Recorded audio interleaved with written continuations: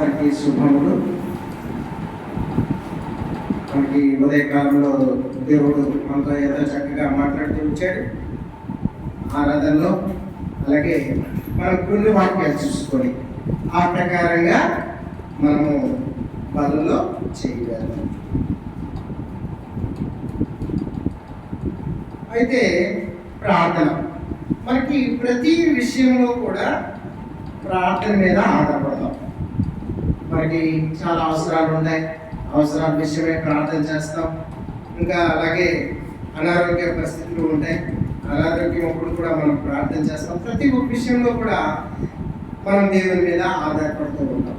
మనం దేవుని మీద ఆధారపడి మన అవసరాలు తీర్చమని అడగడాన్ని ప్రార్థన అని. అయితే ఆ ప్రార్థన ఎలా చేయాలి, ఏం చేయాలి అనే దాని మీద మనం కొద్దిసేపు చూసుకొని, ప్రార్థన అనేది అందరూ చేస్తారు కానీ చేసే విధానం దేవుడు ఎలా పెట్టాడు, దేవుడు మన ప్రార్థన వినాలి అంటే మనం ఎలా చేయాలి, దేవుడు మన ప్రార్థన విని మనకు సమాధానం ఇవ్వాలంటే మనం ఎలా ప్రార్థన చేయాలో కొద్ది వాక్యం చూసుకొని ఆ ప్రకారంగా ప్రార్థన చేద్దాం. అలాగే కొన్ని వాక్యాలు చూసుకున్నాం. మత్తయి సువార్త 7వ అధ్యాయము 7వ వచనం నుండి 12వ వచనం వరకు చదువుకున్నాం. మత్తయి సువార్త 7వ అధ్యాయము 7వ వచనం నుండి 12వ వచనం వరకు చదువుకున్నాం. అడుగుడి మీకు ఇయ్యబడును, వెతుకుడి మీకు దొరుకును, తట్టుడి మీకు తీయబడును, అడుగు ప్రతి వాడును పొందును, వెతుకు వారికి దొరుకును, తట్టు వారికి తీయబడును. మీలో ఏ మనుషులను తన కుమారుడు తనను రొట్టెని అడిగిన ఎడలా వానికి రాత్రినిచ్చిన, చేపను అడిగిన ఎడలా పామునిచ్చిన, మీరు చెడ్డవారయ్యండి మీ పిల్లలకు మంచి ఈవులు ఎరిగి ఉండగా పరలోకమందున్న మీ తండ్రి తన అడుగు వానికి అంతకంటే ఎంతో నిశ్చయంగా మంచి ఈవులు ఇచ్చారు. కావున మనుష్యులు మీకు ఏమి చేయవాలని మీరు కోరుదురో అలాగనే మీరు వారికి చేయడి, ఇది ధర్మమును ప్రవక్తల ఉపదేశమునై ఉన్నది. చిన్న ప్రేమ చేస్తూ దేవా యేసయ్యా నీకు వందనాలు. గొప్ప దేవుడా, సర్వశక్తిమంతుడా, దేవా ఆరాధనలో మీరు ఉన్నారు. అలాగే బలవర్తమానంలో కూడా ఉండండి. వాక్యంలో స్థిరపరచండి, బలపరచండి. వాక్యం ఎలా చెప్పాలో దేవా నాయన జ్ఞానంతో నింపండి. మీ సిద్ధి చోట్ల భద్రపరచండి. కూర్చున్నటువంటి బిడ్డలను కూడా హృదయాన్ని సిద్ధపరచండి. దేవా నాయన మాటలు వినే శక్తి, గ్రహించే శక్తిని దయచేయండి. మీరు మా మధ్యలో ఉండి చివరి వరకు నడిపించండి. దేవా కనీ కనిపించిన అంధకార శక్తి ప్రభావం ఏమి ఇవ్వకుండా ఏ శ్రమం మమ్మల్ని అందించుకుని చివరి వరకు మమ్మల్ని నడిపించి ఆదరించమని యేసుక్రీస్తు వారి శ్రేష్టమైన నామములో స్తుతించి ప్రార్థించి అడిగి వేడుకుంటున్నాం. ఆమేన్. అయితే ఈ వాక్యంలో అడుగుడి మీకు ఇవ్వండి. మత్తయి సువార్త 7వ అధ్యాయంలో 7వ వచనం నుండి మనం 12వ వచనం వరకు చదువుకున్నాం. అడుగుడి మీకు ఇవ్వడును, వెతికుడి మీకు దొరుకును, తట్టుడి మీకు ఇవ్వడు. మనము అమ్మనైనా ఇంటికి వెళ్ళిన తర్వాత, ఇంట్లో ఉన్న తర్వాత అమ్మకైనా అమ్మ నాకు అన్నం పెట్టమ్మా అంటే సరిపెడతాం. అలాంటిది మనము కూర్చుంటే దేవుడు మనకు కావలసినవన్నీ ఇవ్వకూడదు. మనకి అన్నీ ఇవ్వాలంటే మనం ఏం చేయాలంటే దేవుడిని అడగాలి. దేవుడిని మోకరించి దేవుడి సన్నిధిలో మనము అడగాలి. ప్రభువా నాకు ఇది కావాలి, నేను ఇది చేయాలనుకుంటున్నాను, నేను ఈ అనారోగ్యంతో ఉన్నాను, నాకు ఈ ఆరోగ్యాన్ని దయచేయి అని దేవుడిని మనము అడగాలన్నమాట. అందుకే అడుగుడి మీకు ఇవ్వకూడదు, వెతుకుడి మీకు దొరకదు ఏంటి, అలాగే తట్టుడి మీకు తీయకూడదు. అడుగు ప్రతివాడుని పొందుతారు, ప్రతి ఒక్కరూ కూడా పొందుతారు. అడగాలి, దేవుడి సన్నిధిలో మోకరించి. వేగంగా పొందొచ్చు, కొంచెం లేట్గా పొందొచ్చు, ఇంకా లేట్ అవ్వచ్చు, కానీ అడుగు ప్రతి వారు కూడా పొందుతారట. అందుకే ప్రతి ఒక్కరము కూడా అడగాలి, దేవుడిని మనము అడగాలి. అయితే ఒక మనుషుడు ఉన్నాడు. ఏ మనుషుడైనా తన కుమారుడు రొట్టె అడిగితే వాళ్ళు రొట్టె లేకపోతే రాయి తెచ్చి ఇచ్చి నీ విద్యంరా అని అంటారంట. అన్నారు. అలాంటి తండ్రి ఈ లోకంలో ఎవరు ఉండరు. అయితే ఏ తండ్రికైనా చేపను అడిగితే పాము తెచ్చిస్తాడా? పాముని తెచ్చి ఇది చేప తినరా అని ఏ తండ్రి అన్నాడు. నమ్ము చెడ్డవారు ఈ లోకంలో ఉన్నటువంటి తండ్రి స్వభావంతో ఉన్నటువంటి తండ్రి అలా అన్నటువంటి విధంగా ఉన్నటువంటి వాళ్ళు మనమే మన కుమారుడికి ఏది అడిగితే దానికన్నా ఉన్నతమైనది ఇవ్వాలనుకున్నప్పుడు మనకంటే గొప్పవాడు దేవుడు. దేవుడు మనకి అడుగు వాటికంటే అధికమిస్తాడు, కానీ ఇంకా మనకి అడుగు వాటికంటే ఇంకా హీనమైనవి ఇస్తాడు ఎవడు. అందుకే మన పిల్లలకి మనం ఎలా చూసుకోవాలనుకుంటామో అతని పిల్లలకు కూడా అతను దానికన్నా మనం అందరం అతని పిల్లలం, దేవుడి బిడ్డలం, దేవుడి తన సొంత బిడ్డలం. మనకి మన బిడ్డల కంటే మనకి మన తండ్రి ఇంకా గొప్పని ఇవ్వాలనుకుంటాడు అనమాట. అందుకే ఏంటి అంటే మనము దేవుని విషయంలో అడగాలి. దేవుని విషయంలో మనము అడగాలి.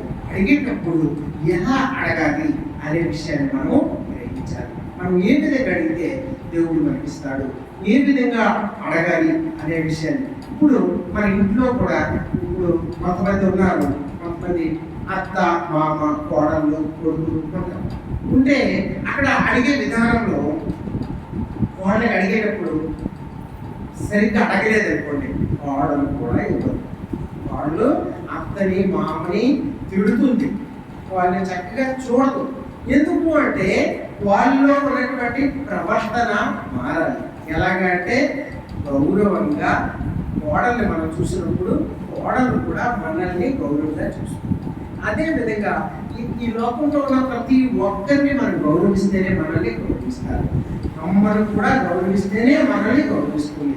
అందుకే ఇక్కడ ఏమంటారంటే ఏ విధంగా మనం అడగాలి అనే విషయాన్ని, ఎంత దేవుడితో ఎలాంటి స్వభావం కలిగి ఉండాలి, దేవుడితో అడిగేటప్పుడు నీ యొక్క విధేయత, నీ యొక్క వినయ విధేయత, నీ దేవుడికి ఏది ఇష్టమో అలాంటి విధంగా మనకు దేవుడిని అడిగితే దేవుడు మనం అడిగినవన్నీ ఇస్తాడు. దేవుడు నీకు ఏది ఇవ్వను అనడానికి లేదు, ప్రతి ఒక్కటి కూడా దేవుడు మనకి ఇస్తాడు. ఇప్పుడు మనము యోహాను సువార్త 14వ అధ్యాయం ఒకసారి మనము చూద్దాం. యోహాను సువార్త 14వ అధ్యాయం 13, 14. మీరు నా నామమున దేనిని అడుగుదురో తండ్రి కుమారుని యందు మహింపరచుటకై దానిని చేతును. నా నామమున మీరు నన్నేమడిగినను నేను చేతును. చాలు. ఇక్కడ చూసారా ఎంత చక్కగా మాట్లాడుతున్నారంటే, మీరు నా నామమున దేనిని అడుగుదురో తండ్రి కుమారుని యందు మహింపరచుటకై. అంటే తండ్రి కుమారుని మహింపరచడానికి ఏం చేస్తారంటే, నా నామమున మీరు నన్నేమడిగినా, ఏమడిగినా నేను మీకు ఇస్తాను. ప్రభు అంటున్నాడు ఏంటి అంటే, మీరు నా నామమున మీరు ఏం అడగండి. అందుకే మనం ప్రార్థన చేసేటప్పుడు యేసు నామమున ప్రార్థిస్తున్నాను తండ్రి, యేసు నామమున అడుగుచున్నాను తండ్రి అని మనము అడగాలి. అక్కడ ఎవరో మన పేర్లు పెట్టి మన నామమును అడగడం కాదు, మనం ఎవరి నామమును అడుగుతున్నామంటే యేసు నామమున తండ్రి అయినటువంటి యెహోవాకి మనం ఏది అడిగినా ఇస్తారు. ఏది అడిగినా. కాకపోతే మనం మన శత్రువుల ప్రాణాలు కానీ, లేకపోతే మన శత్రువుల మీద కోపంతో వాడు ఏదో అయిపోవాలని కానీ, లేకపోతే వాళ్ళు నాశనం అయిపోవాలి కానీ, అలాంటి చెడు అడిగితే దేవుడు ఇవ్వడు తప్ప, మంచి గురించి మనం ఏది అడిగినా దేవుడు మనకి అన్ని అనుగ్రహిస్తాడు. ప్రతి ఒక్కటి. అందుకే అంటాడు ఏంటి 14వ వచనంలో, ఇట్లా నా నామమున మీరేమడిగినా నేను మీకు చేస్తాను, మీరేమడిగినా మీకు చేస్తాను. మీరు నా నామమున అడగండి, మీరేమడిగినా మీకు చేస్తాను. అలాగే యోహాను సువార్త 15వ అధ్యాయంలో చూడండి. దీని తర్వాత అధ్యాయం 15వ అధ్యాయంలో 7వ వచనంలో అంటాడు, నా యందు మీరు మీ యందు నా మాటలను నిలిచి ఉండి మీకు ఏది ఇష్టమో అడుగుడి, అది మీకు. అంటే దాని అర్థం ఏంటి అంటే, మీరు అడిగేటప్పుడు, మీరు ప్రార్థన చేసేటప్పుడు మీరు డబ్బులు అడుగుతారా, లేకపోతే మీకు అనారోగ్య పరిస్థితిలో ఆరోగ్యం అడుగుతారా, లేకపోతే మీ పిల్లలకు మంచి ఉద్యోగాలు అడుగుతారా, లేకపోతే మీ పిల్లలకు మంచి నడవడిక అడుగుతారు, ఏం అడిగినా సరే మీరు ఎలా అడగలట? నా యందు మీరును మీ యందు నా మాటలు నిలిచి ఉండి ఎడలా మీకు ఏది ఇష్టమో అంటే దేవుని మాటలు మనం చదవాలి. ఉదయాన్నే దేవుని మాటలు చదివి ఆ మాటలు కూడా మన హృదయంలో ఉండాలి. అంటే ఒకసారి చదివితే కాదు, మనం 10 సార్లు చదివి మన హృదయంలో ఆ మాటలు నిలిచేటట్టుగా మనము అడగాలి. అందుకే దేవుడు అంటాడు, నేను ద్రాక్షావళిని, మీరు తీగలు, మీరు నాతో నిలిచి ఉంటేనే మీరు నిలుస్తారు, లేకపోతే ఎండిపోతారు. ద్రాక్షావళి అంటే ద్రాక్ష పడ్డు, దానికి తీగలు ఉంటాయి. ఈ ద్రాక్షావళి నుండి ఆ తీగలు ఎప్పుడైతే విడిపోతాయో ఎండిపోతాయి. ఎండిపోతే దాన్ని ఏం చేస్తారు? తీసేస్తారు, కాల్చేస్తారు. అందుకే మనము ద్రాక్షావళితో కలిసి ఉండాలి. ఆ తీగలు కలిసి ఉంటేనే వాటికి ఆహారం ఉంటుంది, నీరు ఉంటుంది, అవి చక్కగా ఫలిస్తాయి. అలాగ అన్నట్టుగా దేవునితో మనము కలిసి ఉండాలి. దేవుని వాక్యంలో స్థిరపడాలి, దేవుని వాక్యం చదవాలి. దేవుని ఆ వాక్యం ప్రకారంగా ఆ వాక్యం మన హృదయంలో అంటూ ఉండాలి. ఉన్నప్పుడు మనం ఏది అడిగినా దేవుడు మనకది ఇస్తాడు. కాబట్టి దేవుడు మనం ఏది అడిగినా ఇవ్వాలంటే మనం ఎలా ఉండాలంటే దేవునిలో స్థిరపడాలి. అంటే ఆయన వాక్యాన్ని చదవాలి, ఆ వాక్యం మన హృదయంలో ఉండాలి. అదన నా యందు మీరును మీ అందరూ ఆ మాటలను నిలిచి ఉండి ఎడలా మీకు ఏది ఇష్టమో అడుగుడి, అది మీకు అనుగ్రహించబడును. ఇప్పుడు మనకి ఏది ఇష్టమో మనం అడిగితే దేవుడు అది మనకి ఇస్తాడు, అది మనకి ఇస్తాడు, తప్పకుండా ఇస్తాడు. కాకపోతే మనము అడిగేటప్పుడు మనం ప్రతి దినము ఆయనతో పాటు సహవాసం చేస్తున్నామా, ఉదయాన్నే ప్రార్థన చేస్తున్నామా, వాక్యాన్ని చదువుతున్నామా, ఆ వాక్యం మన హృదయంలో ఉందా? మన వాక్యం చదవడే కాదు, కానీ ఆ వాక్యాన్ని మన హృదయంలో ఉండాలి. ఆ వాక్యం మన హృదయంలో ఉండాలి. మన హృదయ లోపల, మన హృదయంలో మనము నిలిచినప్పుడు, మనం తిరిగేటప్పుడు, మనం పనులు చేసేటప్పుడు, అన్ని సమయాల్లో కూడా మనం వాక్యాన్ని అమలు చేసుకుంటూ ఉండాలి, ధ్యానిస్తూ ఉండాలి. కాబట్టి మనం చదివినటువంటి వాక్యాన్ని మనం ఏం చేయాలంటే ఆ వాక్యాన్ని మనం గుర్తు చేసుకుంటూ ఉండాలి. అలా ఉండాలన్నమాట. అంటే ఆయన వాక్యాన్ని మన హృదయపూర్వకంగా మనము ఆరాధించాలి. మనము ఆయన వాక్యాన్ని చదువుకొని ఆ వాక్యం ప్రకారంగా మనము జీవించాలి. అలా జీవించినప్పుడు మనకి ఏది ఇష్టమో దేవుని ఇష్టం. మన దీంట్లోనే చూడండి 16వ అధ్యాయంలో 23వ వచనంలో, ఆ దినమున దేని గురించి నన్ను అడుగరు, మీరు తండ్రిని నా పేరు ఏమడిగినో ఆయన మీకు అనుగ్రహించునండి, మీతో నిశ్చయంగా చెప్పుచున్నాను. ఇది మనము ఏది అడిగినా సరే నేను ఇస్తాను అంటున్నటువంటి దేవుడు మనకు. మీరు ఏది అడగండి. అంటే మనము ప్రతి విషయాన్ని కూడా చాలా మంది అనారోగ్యంతో చనిపోయే పరిస్థితిలో కూడా దేవుడిని అడిగినప్పుడు ఆయుష్ ఇచ్చినటువంటి దేవుడు ఆయుష్ని ఇచ్చాడు. ఆయుష్ని ఎంతో మందిని ఆయుష్ని ఇచ్చినటువంటి దేవుడు. యెషయా గ్రంథంలో హిజ్కియా గురించి చూడాడు. యెషయా 15వ అధ్యాయం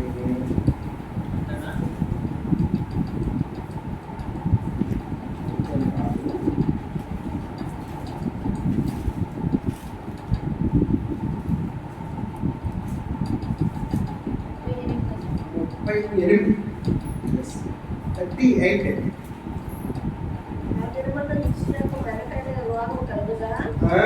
ఆ దినము హిజ్కియాకు మరణకరమైన రోగము కలుగగా వచ్చి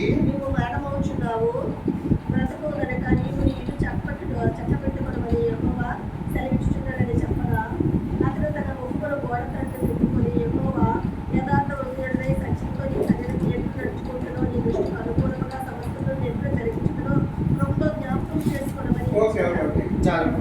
అయితే ఆ దినంలో హిజ్కియాకు మరణకరమైనటువంటి రోగం వచ్చింది. ఆ రోగం వచ్చినప్పుడు దేవుడు ఆమోస్ కుమారుడు అయినటువంటి ఈ యెషయాను పంపించాడు. నువ్వు వెళ్ళు, హిజ్కియా దగ్గరికి వెళ్ళు, నువ్వు చనిపోబోతున్నావు అనే విషయాన్ని చెప్పు అని చెప్పినప్పుడు హిజ్కియా చాలా బాధపడ్డాడు, ఏడ్చాడు.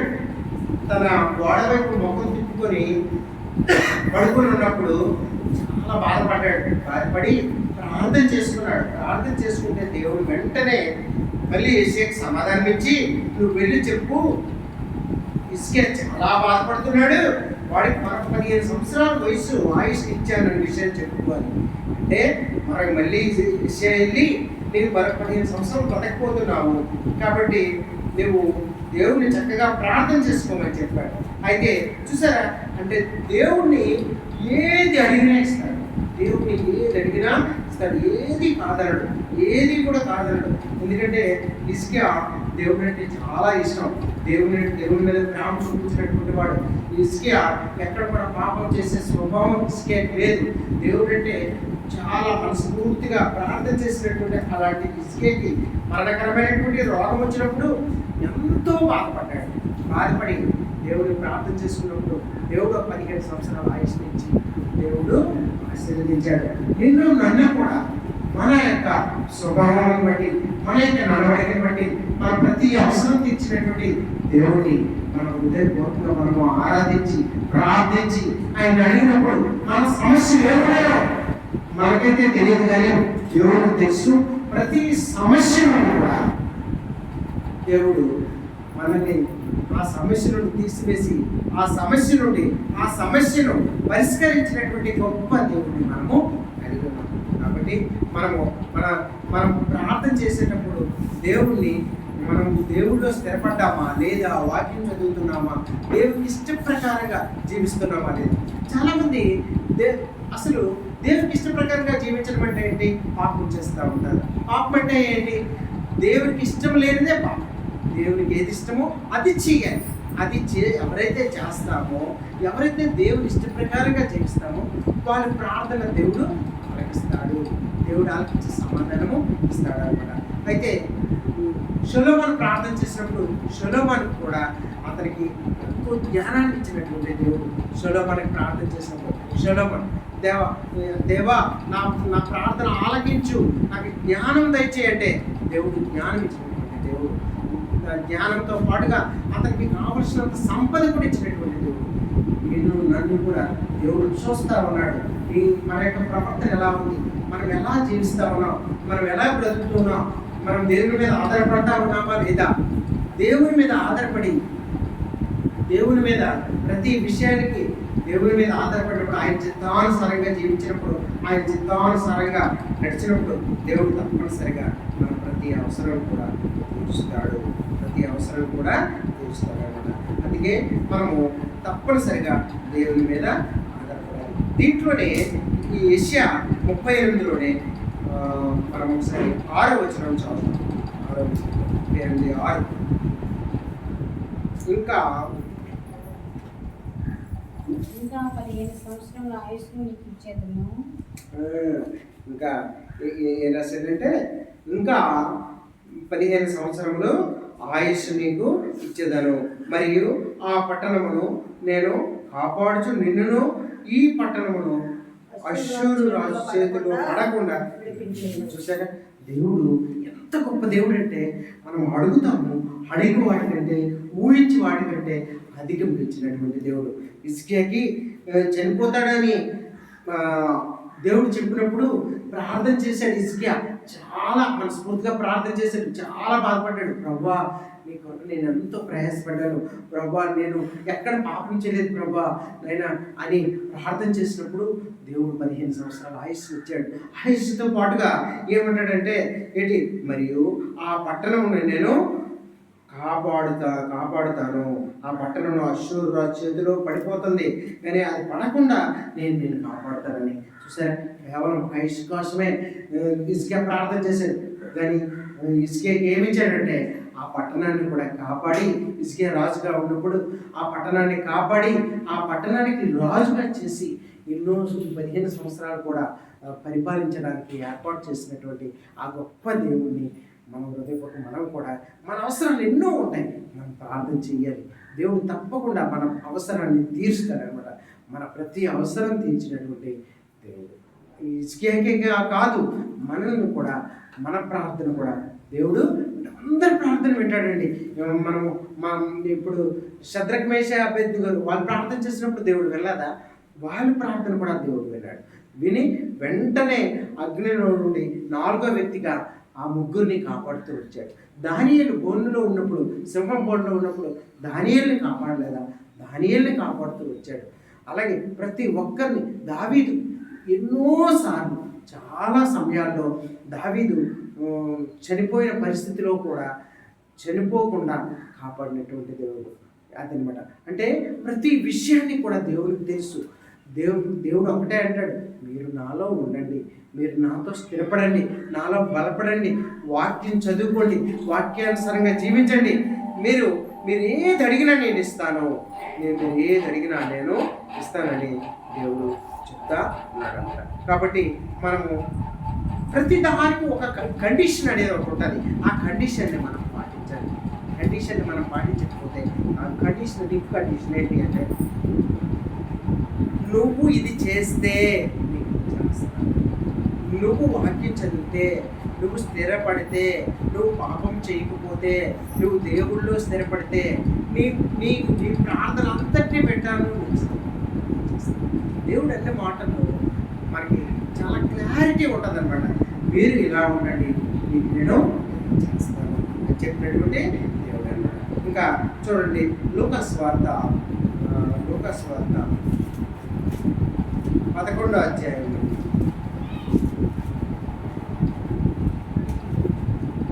అధ్యాయం 7-8 వచ్చిన ఒకసారి.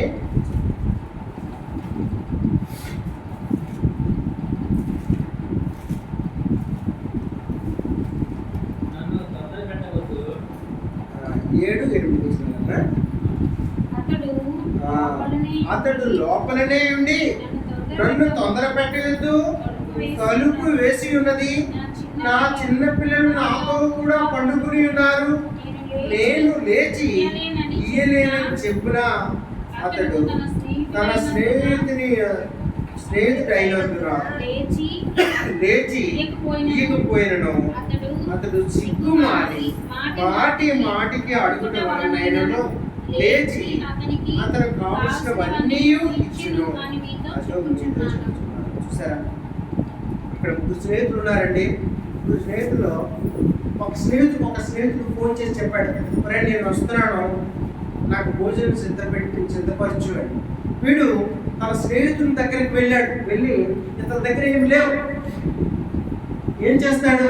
తన స్నేహితుడి దగ్గరికి వెళ్ళి తన స్నేహితుడు తలుపుకుంటూ అడుగుతున్నాడు, ఒరే నా స్నేహితుడు వస్తున్నాడు, మరి నీ దగ్గర రొట్టెలు ఉంటే నాకు ఒక 3 రొట్టెలు ఇవ్వు అని అడిగినప్పుడు ఆయన లోపల నుండి అతను ఏమంటాడంటే, అతడు లోపలనే లోపల ఉన్నాడు ఏమంటాడట, నన్ను తొందర పెట్టద్దు, తలుపు వేసి ఉంది, నా చిన్నపిల్లలు నాతో కూడా పండుకుని ఉన్నారు, నాతో నా చిన్నపిల్లలు పడుకుని ఉన్నారు, నువ్వు నాకు తొందర పెట్టి అవసరం పెట్టద్దు, నీకు నేనేం ఇవ్వలేను అని అనేసాడు. వీడి బాధ ఏంటి?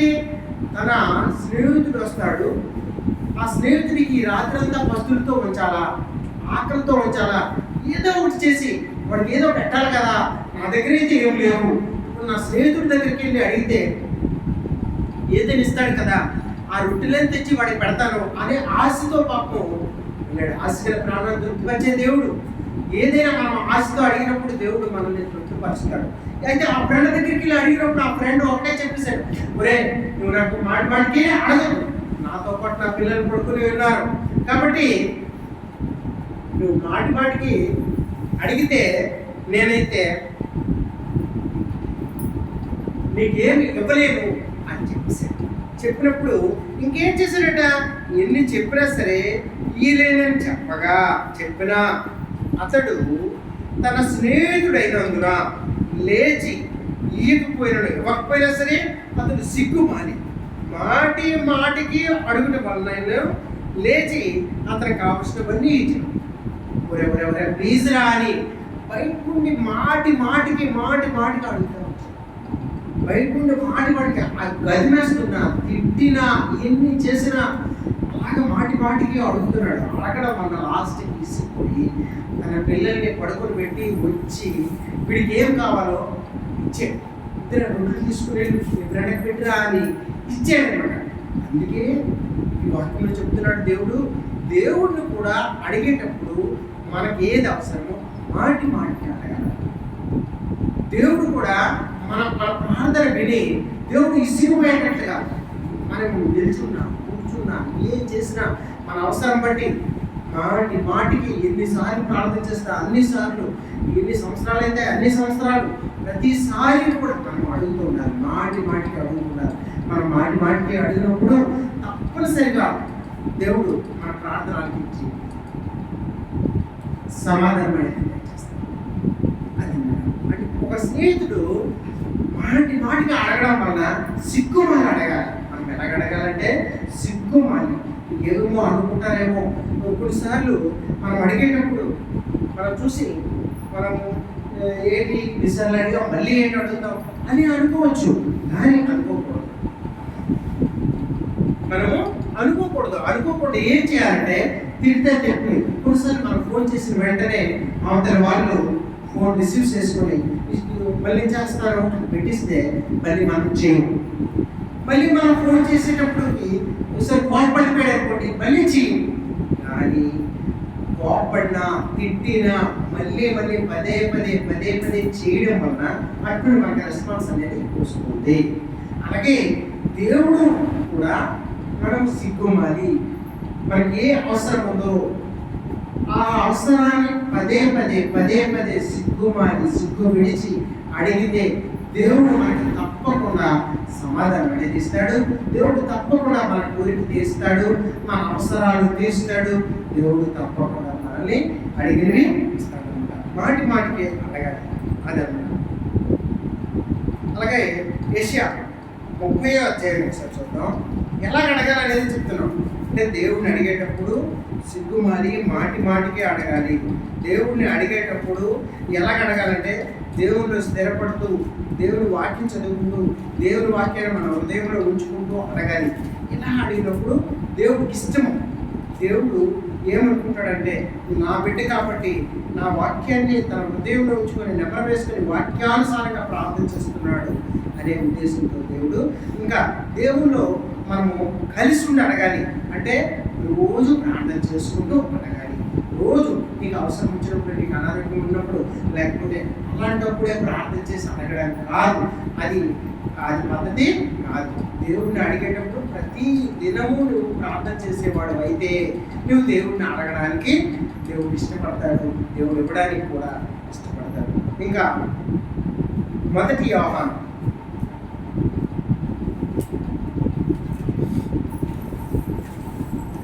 రాసినటువంటి 1వ పత్రిక 5వ అధ్యాయము 14వ వచనం.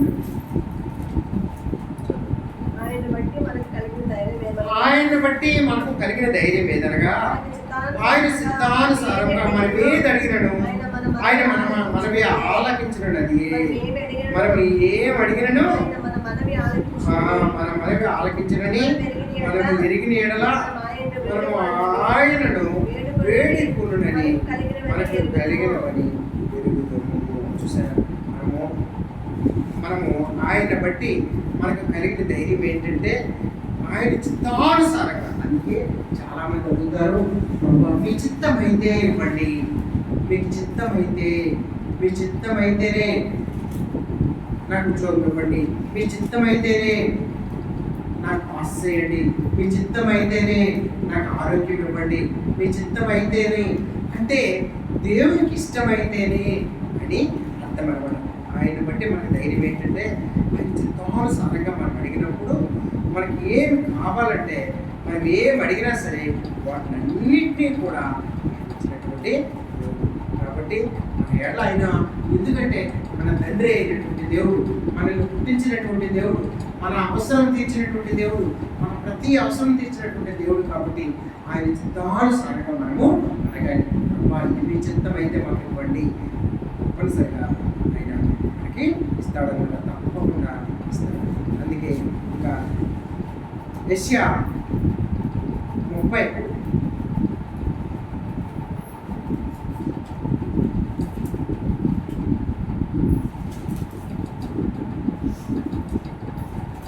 యెషయా 8వ వచనం. కావున కావున మీ యందు దయ చూపవలెనని దయ చూపవలెనని యెహోవా యెహోవా ఆలస్యం చేయుచున్నాడు. చేయించడం చాలు.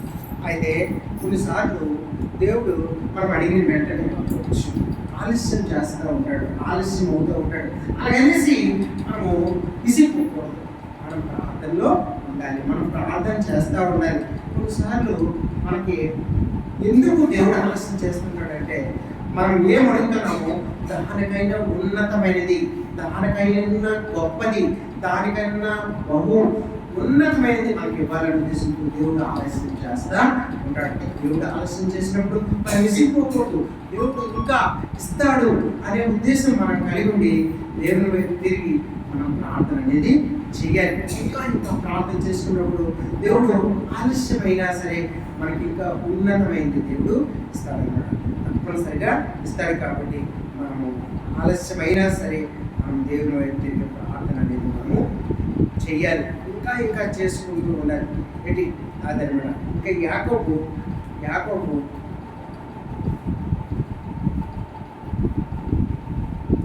రాసినటువంటి పత్రిక 4వ అధ్యాయము 3వ వచనం. మీరు అడిగినను మీ భోగముల నిమిత్తము వినియోగించుటకై దురుద్దేశంతో అడుగుతురు కనుక మీకు ఏమీ దొరకట్లేదు. అంటే ఏంటి అంటే మనం అడుగుతాం. ఇప్పుడు మనకి చెప్పినట్టుగా మీరు ఏం అడిగినా దేవుడు అది ఇస్తాడు. మీరు ఏం అడిగినా ఇస్తాడు. యేసు ప్రభు నామంలో, కుమారుని నామంలో మనం ఏ అడిగినా తెప్పిస్తాడు. కానీ మనం అడిగేటప్పుడు ఎలా అడుగుతామట? మీరు అడిగినను మీ భోగముల నిమిత్తము వినియోగించుటకై ఏదో దురుద్దేశంతో మనం అడుగుతాం. కాబట్టి మనకు అందుకే అది దొరకదు. లేకపోతే దేవుడు తప్పనిసరిగా ఇస్తాడు. మనము స్వార్థంతో అడుగుతాం, స్వార్థ బుద్ధితో అడుగుతాం, లేకపోతే మనము ఇంకొక ఉద్దేశంతో కలిగి ఉంటాం, చెడు ఉద్దేశంతో కలిగి ఉంటాం. కాబట్టి మనకు అవి దొరకదు.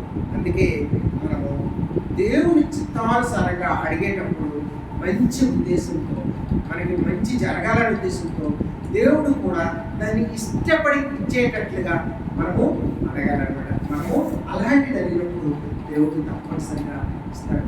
జ్ఞానం అడిగాం, 10 మందికి ఉపయోగపడేటట్లుగా నేను చేయాలనుకుంటున్నాను ప్రభా అని, 10 మందికి సహాయం చేయాలనే ఆలోచన నాకు ఉంది ప్రభా, నేను ఏ విధంగా చేయాలని అడిగినప్పుడు దేవుడు తప్పనిసరిగా ఇస్తాడు. అదే కానీ మనము స్వార్థ బుద్ధితో నా స్నేహితుడు నాకు మోసం చేశాడు, వాడు చనిపోవాలి, వాడికి యాక్సిడెంట్ అయిపోవాలి, లేకపోతే వాడు ఏదో అయిపోవాలా అంటే అది దేవుడికి అలాంటి ప్రార్థన ఇష్టము ఉండదు.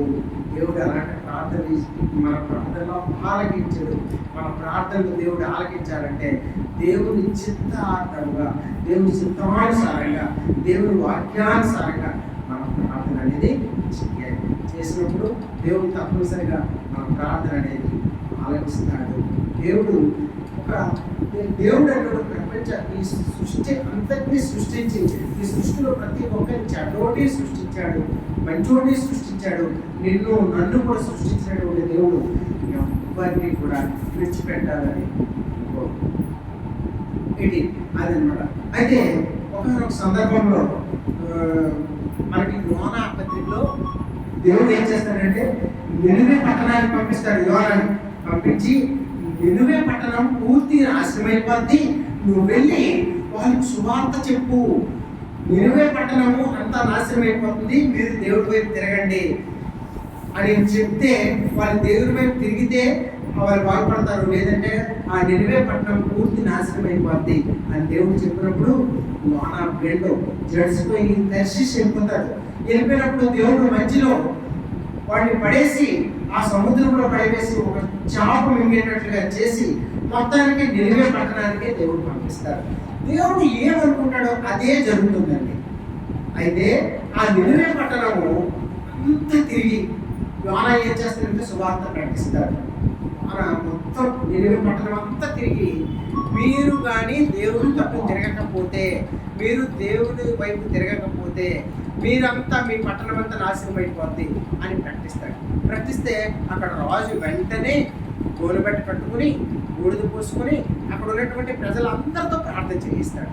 చేయిస్తే దేవుడు కనికరించి మరి నాశనం చేయకుండా దేవుడు కాపాడతాడు. కానీ యోనా ఏం చేస్తాడంటే ఈ పట్టణానికి చాలా దూరంలో వెళ్ళి చూస్తుంటాడు, ఎప్పుడు నాశనం అయిపోద్దా, ఆ నాశనం అయిపోతే చూస్తాను అనే ఉద్దేశంతో చూస్తుంటాడు యోనా.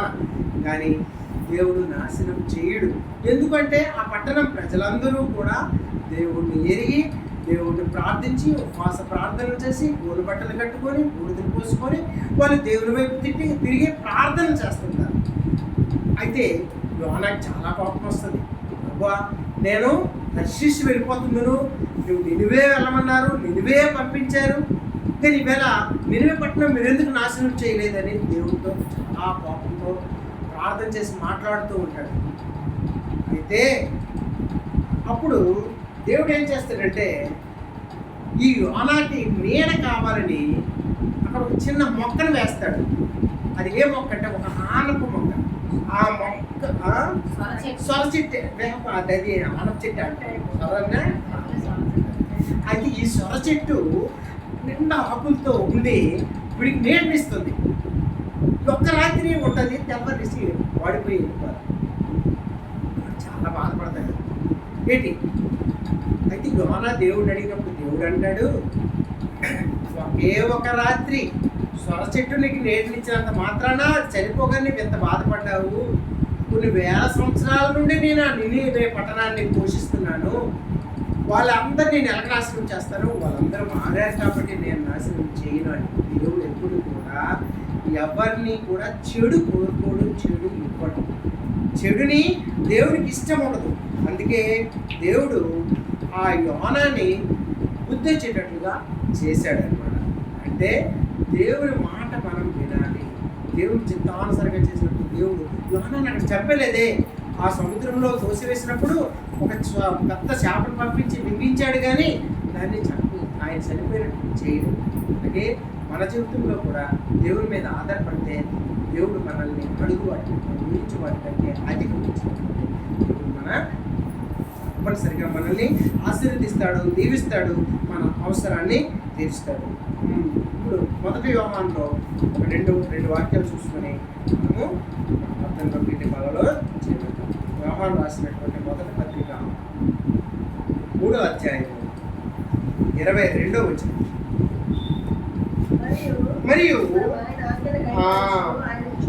మనము ఆయన ఆజ్ఞలను గైకొనొచ్చు, ఆయన దృష్టికి ఇష్టమైనవి చేయుచున్నాము కనుక మనం ఏదడిగినా అది ఆయన వలన మనకు ఏంటంటే మన తండ్రి అయినటువంటి యేసు ప్రభు ఇది మనము ఆయన ఆజ్ఞలను గైకొన్నాము, ఆయన దృష్టికి ఇష్టమైన వాటిని చేయుచున్నాము. అంటే దేవుడికి ఏది ఇష్టం అది చేయాలి. ఇష్టం లేనివన్నీ పాపం. మనకి దేవుడికి ఇష్టం లేని చేసినవన్నీ పాపాలే. కాబట్టి మనం పాపం చేయకుండా దేవుడికి ఏది ఇష్టమో నువ్వు వాక్యం చదువుకోవడం, నువ్వు నీతిగా ఉండడం, నిజాయితీగా ఉండడం, పరిశుద్ధంగా ఉండడం, దేవుని పట్ల ప్రేమ కలిగి ఉండడం. నిన్ను ఆయన 3 మనకు చెప్పాడు. ఏంటి అంటే ఆజ్ఞను 3 ఇచ్చాడు. పూర్ణ హృదయంతో నన్ను ప్రేమించు, నన్ను వలే నీ పొరుగువాడిని కూడా ప్రేమించు, పూర్ణ ఆత్మతో పూర్ణ విశ్వాసం మనల్ని ప్రేమించాడు దేవుడు చెప్పాడు. అదే ఇష్టం. ఆ ప్రకారంగా రోజు ఉదయాన్నే వాక్యం చదువుకోవడం, ప్రార్థన చేసుకోవడం దేవుడికి ఇష్టం. అలాగే చాలామంది లోకంలో నశించిపోతున్నారు. ఆ నశించిపోకుండా ఉండడానికి మనం సువార్త అందించి సువార్త ప్రకారంగా ఆ సువార్త చెప్పి దేవుళ్ళు నడిపించడం దేవుడికి ఇష్టం. అలా మనం చేయగలిగినప్పుడు, ఆయనకి ఇష్టమైనవి చేయగలిగినప్పుడు ఆయన అదే అంటున్నాడు. ఏంటంటాడంటే మనం ఆయన ఆజ్ఞలు గైకొనొచ్చు, ఈ ఆజ్ఞలు గైకుంటూ ఆయన దృష్టికి ఇష్టమైనవి చేయుచున్నాం కనుక, ఆయనకి ఏది ఇష్టమో అవి చేస్తున్నాం కనుక ఆయన మనము ఏది అడిగినను, మనం ఏం అడిగినను అది మనకి చేస్తాడు. కాబట్టి మనం ఏది అడిగినా సరే ఆయన చిత్తానుసారంగా అడగాలి. ఆయన ఆ చిత్తానుసారంగా అడగడమే కాకుండా ఆయన ఇచ్చినటువంటి ఆజ్ఞలను పాటిస్తూ మనం అడిగితే దేవుడు తప్పనిసరిగా మనకి ఇస్తాడు. దేవుడు ఇచ్చే దేవుడే. మనము తప్పనిసరిగా విశ్వాసంతో ప్రార్థించాలి. ఎలా ప్రార్థించాలంటే మత్తయి సువార్తలో చెప్తాడు. మత్తయి సువార్త 21వ అధ్యాయం, మత్తయి 21, 22.